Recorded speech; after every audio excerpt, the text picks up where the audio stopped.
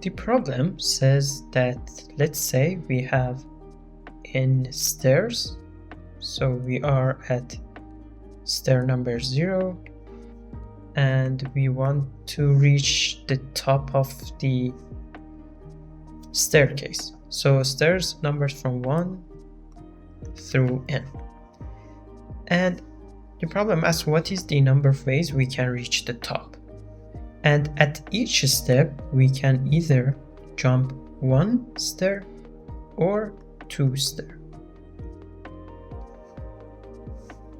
And yeah, that's it. Let's solve the first 2 examples together.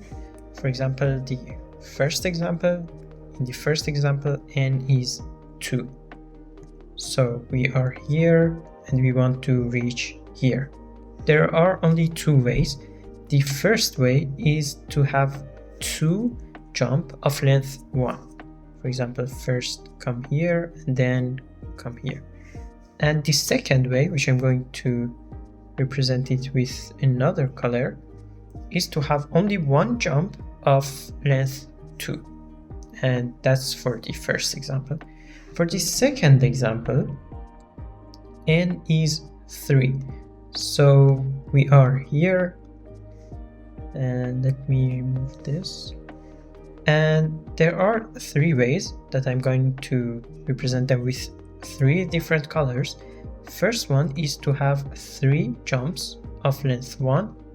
The second way is to have first jump of length 2, and then another jump of length 1. And the last way is to have first, and let me change the color, first a jump of length 1 and then a jump of length 2. And yeah, there are only 3 ways.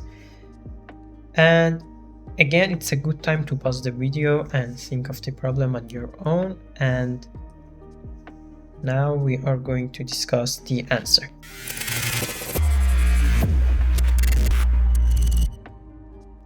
Okay, the first hint is that the problem is a classic dynamic programming problem. Okay, now let's try to solve the problem. And for every dynamic programming, there are 4 steps to solve the problem. The first step is to come up with a DP definition, or dynamic programming definition, or any recursive function. So here the definition is somehow the most important part in the dynamic programming, and in some problems it's the hardest part, but in some others it's easy. But the third step would be the hardest, which we are going to discuss what are these steps. Okay, so what is the first DP definition comes to your mind? The simplest DP definition would always be the same as the problem statement. So you just add some I to your DP definition, and then you're going to define it exactly as the problem statement. So what does it mean? For example, here, DP of I says, let's say we have to jump or pass I stairs. So instead of n, which is the problem parameter, DP of I is defined over I, and I is a variable. And in how many ways?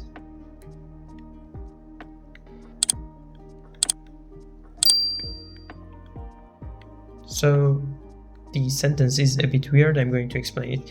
In other words, it says that in how many ways one can start their journey from 0 and get to I. So someone stands here, he or she wants to reach here, step number I. In how many ways they can do it? So this value is going to be stored in DP of I. So that's the first step in every DP problem. Okay, so let me remove these guys.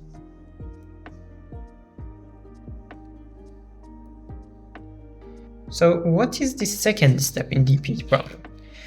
So your DP definition, this guy, should be useful. In other words, you should be able to find the answer to the problem using these values, because otherwise you can just come up with some random DP definition.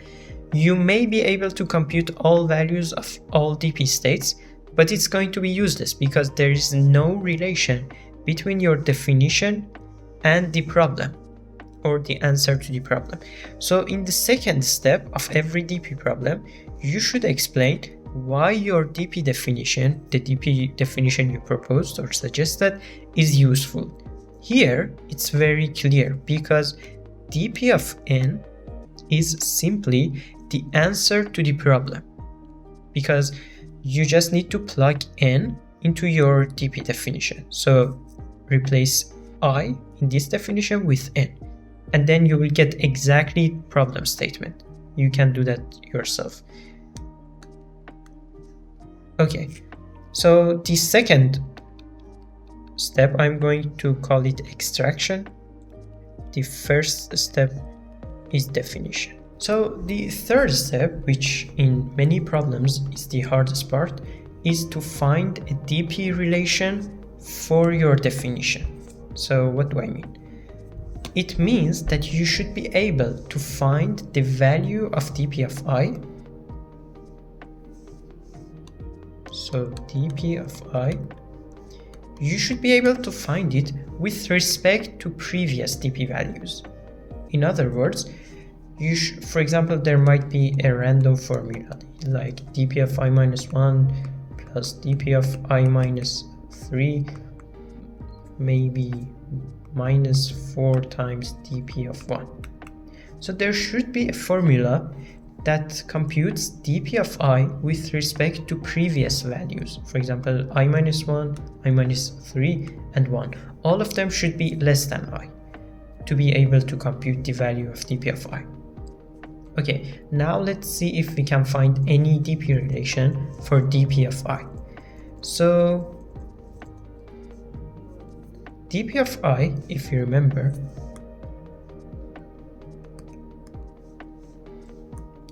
was this state that we are at stair number 0 and we want to reach stair number I, and in how many ways we can reach that.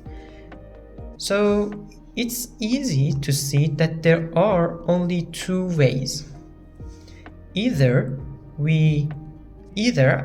if we are going to reach the ith step, something like this, there are only two ways.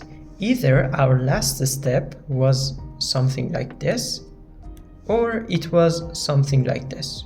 So in other words, our last step might be a jump of length 1 or a jump of length 2. So last step may be of length 1 or a jump of length 2.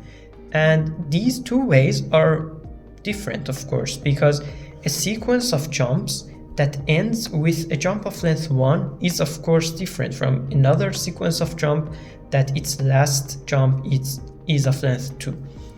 So if we can find these number of ways and also these number of ways by adding them together, because there are no other choice, we would get the value for DP of I, and that's it. So let's see what is the number of ways we can reach to step number I, or stair number I, such that our last jump is of length 1. And please pause the video and find it yourself with respect to previous DP values.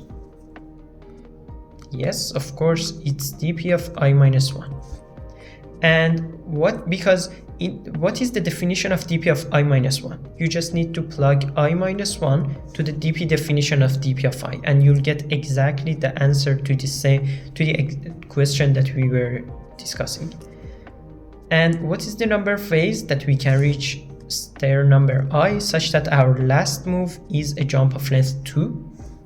Of course, it's DP of I minus 2. And since we divided all possibilities, so DP of I is simply DP of I minus 1 plus dp of I minus 2. And let me change the position. Okay, so this is step number 3. So we have our dp recursive relation.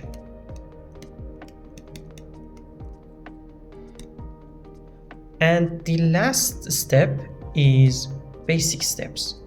So every DP problem needs some basic steps, because by having this formula, you are not able to find, for example, dp of 5. Why? Because dp of 5 is dp of 4 plus dp of 3. But what is the value of dp of 3?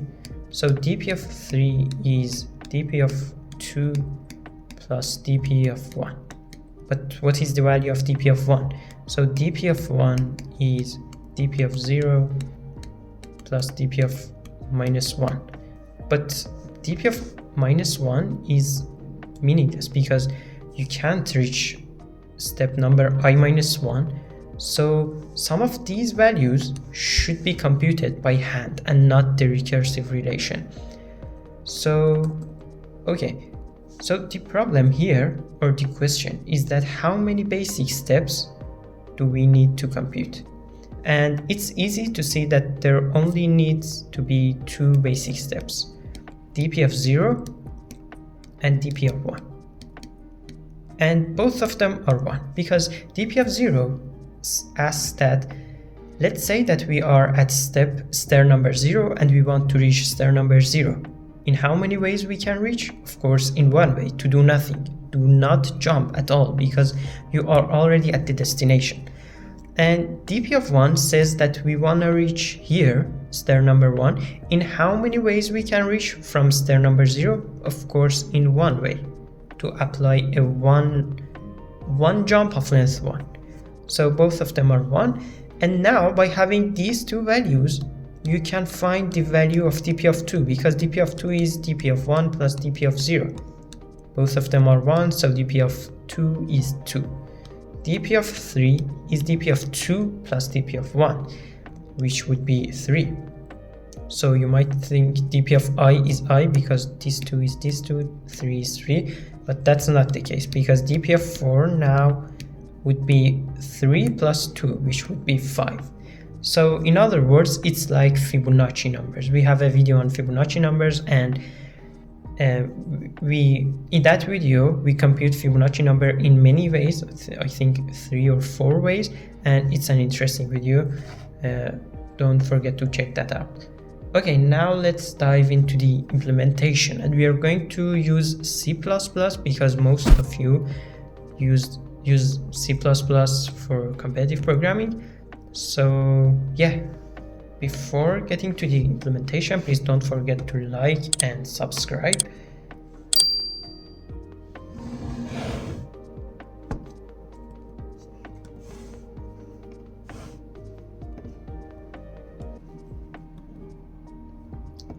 Okay, so here's the problem, and I'm going to use the LeetCode's internal judge. So the first thing, of course, is to define an array, and the length of the array should be n plus 1, because our answer was dp of n, if you remember. So to be able to have dp of n, your array should be of length n plus 1. And the next step is to have basic steps. So dp of 0 and dp of 1, both of them are basic steps, and their value is 1. And now we have to go over our for loop. So our for loop starts from 2, because we already have the dp values for 0 and 1, and ends at n, because of course the last value we are interested in is dp of n. And dp of I is dp of I minus 1 plus dp of I minus 2, and that's it. Let's test our program. So we already got accepted on the test cases, on the samples, and we got accepted on all test cases. And hope you enjoyed the video.